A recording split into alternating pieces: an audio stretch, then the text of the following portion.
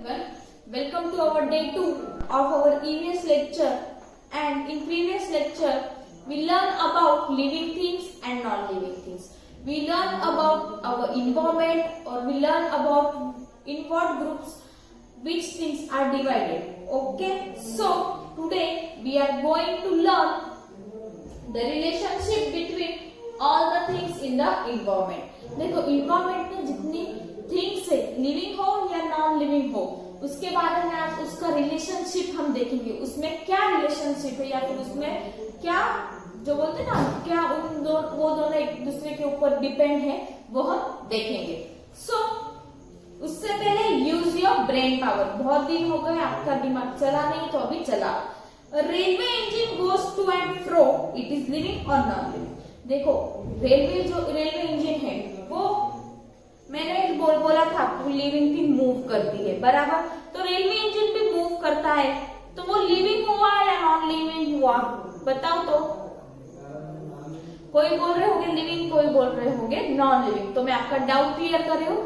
वो क्या होता है? नॉन लिविंग होता है. नॉन लिविंग क्यों होता है? क्योंकि उसे खाना पीना नहीं लगता है, या फिर उसे क्या वो ग्रो नहीं होता है कि चलो आप बोलेंगे खाना पीना लगता है उसे हम ये कोई आप बोल रहे होंगे पेट्रोल डाल रहे, डीजल डाल रहे, तो नहीं, उस पे क्या तो ग्रो हो रहा है क्या? लेकिन हाँ, आज एक डब्बा है तो दूसरे दिन दूसरा डब्बा हुआ, नहीं, वो नॉन लिविंग थिंग है. अब नॉन लिविंग थिंग है हम तो वो मूव कर रहा है. ये तो सवाल एज इट इज है आपका.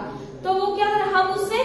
हम पावर का यूज करके हम उसे मूव करवा रहे हैं, इसलिए वो मूव हो रहा है, इसलिए वो नॉन लिविंग थिंग है. अब आपका नेक्स्ट क्वेश्चन है, wood comes from these trees which are living things. A chair is made from wood. Now is the chair living or not? देखो चेयर किससे बनती है? लकड़े से. और वुड किससे मिलता है? ट्री से. लेकिन ट्री तो लिविंग थिंग है.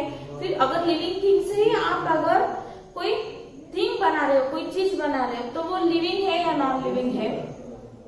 क्या है वो? नॉन लिविंग है. क्यों नॉन लिविंग है वो? क्योंकि जब तक वुड ट्री में होता है तब तक ही उसकी ग्रोथ होती है.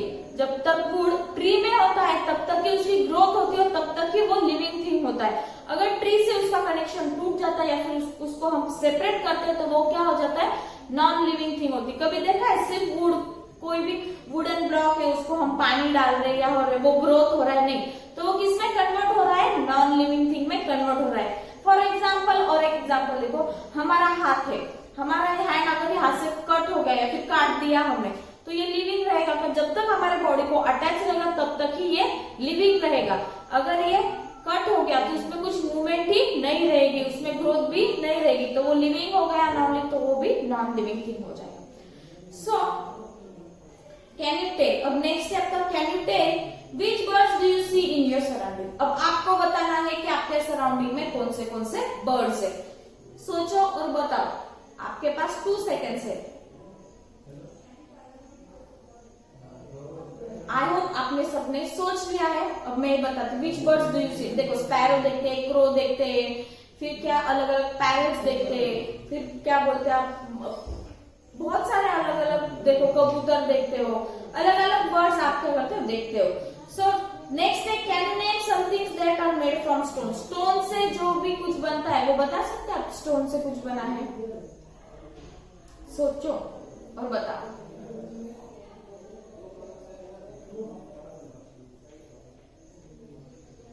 मैं बता देती हूँ स्टोन से क्या क्या बनता है. देखो आपने देखा होगा घर पर किचन में जिसमें हम मसाला वगैरह कूटते हैं ना, वो भी किससे बनता है? स्टोन से बनता है. उसे हम क्या बोलते हैं? खलबत्ता बोलते हैं ना, जिसे उसे. या फिर पुराने जमाने में देखो, जो पहले जमाने में मिक्सर नहीं थे, तो अपनी मम्मी या फिर दादी वो किस पे मसाला सब पीसते थे? तो वो था स्टोन. तो स्टोन था, तो स्टोन पर ही हम उसको क्या करते थे? पीसते थे. तो वो चीजें किससे बनती थी? स्टोन से बनती थी. सो आज का टॉपिक है, today's topic is the relationship between all things in the environment. अब चलो रिलेशन देखते हैं हम हमारे इन्वायरमेंट में जो भी थिंग्स है. Water and air are a part of the environment. all living things need them. Living things also need food. They get their food from the environment. देखो वाटर और एयर ये भी एक इन्वायरमेंट का पार्ट है. सब living things को ये दोनों ये दोनों चीजों की जरूरत पड़ती है उनके ग्रो के लिए। दे गेट, और लिविंग थिंग का फूड जो है वो कहाँ से मिलता है? एनवायरमेंट से ही मिलता है। Whatever living things need to survive they get from their environment. जो भी सर्वाइव, जो भी हमारे जनजीवन को लगने वाली चीजें वो भी हमें कहाँ से मिलती? एनवायरमेंट से ही मिलती है हमें, मतलब लिविंग थिंग्स को। Birds build nest, they need cotton, twigs and threads to build. Then they get things from the environment. देखो birds जो होते हैं उन्हें क्या build करना पड़ता है? उनका घर मतलब nest build करना पड़ता है। उसके लिए क्या क्या लगता है? कॉटन लगता है जो हमें प्लांट से मिलता है, कॉटन है। फिर उन्होंने बोला है ट्विग्स बोला है, फिर थ्रेड, छोटे छोटे धागे कलेक्ट करते हैं वो, और ट्विग्स, ट्विग्स का मतलब क्या दिया है? ट्विग्स का मतलब ऐसे छोटे छोटे जो लकड़ियां होती है ना ऐसे वो, तो ये लकड़ियों का यूज करके वो नेस्ट उनका बुनते हैं, फिर वो नेस्ट उसमें क्या देते हैं? वो एग्स देते हैं। सो ये भी चीजें सब है ये। Now turn the page, take out page number 4। Human beings use so many things from the environment. We get cotton, wool and silk from our environment. We wear cloth from them. देखो human beings भी बहुत सारी चीजें जो environment से लेती है और उसका यूज करती है, जैसे कि कॉटन है, वूल है, सिल्क है, ये हमें भी कहाँ से मिलता है? एनवायरमेंट से मिलता है। और ये कॉटन, वूल और सिल्क का किसका क्या यूज करते हैं? हम इससे हम क्लॉथ वेव करते मतलब हम इसके कपड़े बनाते हैं। देखो पिक्चर में बताया है टेक्स्ट बुक में, कॉटन है, वूल है, नोटबुक्स है, वो सब शिप है। So we make things like mats, basket, paper from materials in our environment. We build houses using clay and stone and wood. These materials too we get from our environment. देखो हम क्या क्या बनाते हैं? Mats बनाते हैं, basket बनाते हैं, पेपर बनाते हैं। तो ये सब चीजें भी हमें कहाँ से मिलती है? एनवायरमेंट से ही मिलती है। और घर बनाने के लिए क्या यूज करते हैं हम? क्ले, मिट्टी। और क्या बनाते? स्टोन्स, वो जैसे वो बोलते हैं ईट, वो भी हमें कहाँ से मिलता है? एनवायरमेंट से मिलता है। The seeds of some plants are scattered by the wind. As a result, seedlings of those plants grow in new place. Thus, plants too get help from the environment. देखो जो सीड्स है, कुछ जो plants है उसके seeds क्या करते हैं? सीडलिंग्स मतलब उसके जो बीज होते हैं वो क्या करते हैं? समझो बहुत हवा आई, हवा का झोंका है तो वो सीड्स क्या होते हैं? हवा के साथ बहते हैं, मतलब हवा के साथ जाते हैं और कोई भी एक न्यू प्लेस पर वो क्या करते हैं? गिर जाते हैं। गिरने के बाद वहीं पे वो क्या करते हैं? वो सीड का ही न्यू प्लांट ग्रो होता है। तो ये भी इन्वायरमेंट की हेल्प से ही उसके जो प्लांट्स होते हैं वो सीडलिंग से प्लांट्स में कन्वर्ट जो होते हैं वो भी इन्वायरमेंट की हेल्प से ही होते हैं। Animals like vulture and foxes eat the flesh of dead animals, thus they clean the environment while they satisfy their hunger. देखो एनिमल, वल्चर्स मतलब गिद्ध और फॉक्स, ये क्या करते हैं? फ्लेश खाते हैं, मतलब जो डेड एनिमल्स होते हैं जो मरे उनका मांस खाते हैं। मांस खाने के बाद क्या करते हैं? वो उनकी हंगर मतलब उनका पेट भरते, उनकी भूख मिटाते। और इससे देखो और एक क्या हेल्प होती है इन्वायरमेंट को? अगर वो खाते हैं तो हमारा इन्वायरमेंट भी क्या होता है? क्लीन रहता है, वो उनका पेट भी भरता है, वो फूड उनके लिए यूज होता है और इन्वायरमेंट के लिए क्या होता है? वो क्लीन होता है। Remains of dead animals decay. They mix with the soil. Leaves fall off trees. They too rot and get mixed in the soil. This makes the soil fertile. Plants get nourishment from fertile. देखो जो बचा हुआ dead animal है, मतलब जैसे कि हम बोलते हैं ना हड्डियां बचती है, तो वो क्या होती है? सॉइल में मिक्स हो जाती है, डीके हो जाती है, सॉइल में मिक्स हो जाती है। उससे क्या बनती है? सॉइल फर्टाइल बनती है। और जैसे कि लीव्स है तो वो भी क्या होते हैं? पत्ते झड़ते हैं तो कहाँ जाते हैं? पत्ते झड़ने के बाद क्या जाते हैं? वो भी सॉइल में मिक्स होते हैं और उसमें क्या होता है? फिर जो आपकी जमीन होती है वो फर्टाइल होती है और फर्टाइल होती है और उससे क्या मिलता है? प्लांट्स को नरिशमेंट मिलता है। So the living things bring about changes in non living things. जो लिविंग थिंग्स होते हैं वो भी नॉन लिविंग थिंग्स में चेंजेस लाते हैं। तो ये हो गया आपका relationship between living and non living thing. अब पेज नंबर 5 पे डू यू नो मतलब आपको पता है a sheep body is covered with wool. Ship की बॉडी किससे कवर होती है? वूल से होती है। The ship feeds on the leaves of shrubs. देखो शिप क्या फीड मतलब शिप क्या खाना खाती है? जो shrubs होते हैं ना, जो पेड़ छोटे छोटे प्लांट्स होते हैं वो खाती है। As does it does so the seeds of some shrubs can get caught in its wool. When the ship goes somewhere else, the seeds may fall off there.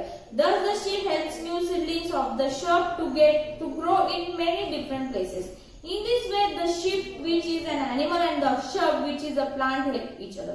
देखो क्या होता है, वो sheep है क्या करती है, वो प्लांट खाती है। प्लांट खाते वक्त क्या होता है, झाड़ियों में घुसती है, तब उसके वुल में क्या अटकते हैं, वो प्लांट्स के बीज अटकते हैं। बीज अटकते हैं तो शीप क्या करती है, एक जगह से दूसरी जगह मूव करती है। जब वो जाती है तब उसके जो वुल में अटका हुआ सीड है वो क्या करता है, गिरता है, और जहां पे वो गिरता है वहां पे क्या होता है, फिर न्यू प्लांट वहां से ग्रो होना शुरू होते हैं। इस तरह ही शीप क्या करती है, इन्वायरमेंट को हेल्प करती है, मतलब प्लांट को हेल्प करती है किसमें, ग्रो होने में, और प्लांट क्या करता है, उसको फीड करता है, मतलब प्लांट क्या है, उसका खाना है, मतलब ये क्या करते हैं, एक दूसरे को हेल्प करते हैं। ये भी इन्वायरमेंट में ही प्रेजेंट होते हैं। So what we have learn in this chapter, एक रिवीजन देते हैं। There are many things in our environment, some of them are living and non-living. देखो ये चैप्टर में क्या देखा हमने, दो ग्रुप्स देखे, लिविंग थिंग्स और non living things.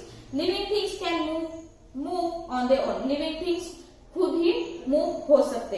Living things need food, food helps them to grow. Living thing को क्या लगता है, खाना लगता है, किसके लिए, उसकी ग्रोथ के लिए।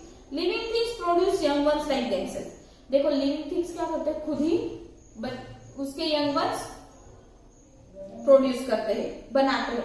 Living things are of two kinds, plants and, देखो लिविंग थिंग्स में मैंने दो ग्रुप्स बताए थे, प्लांट्स और एनिमल्स के।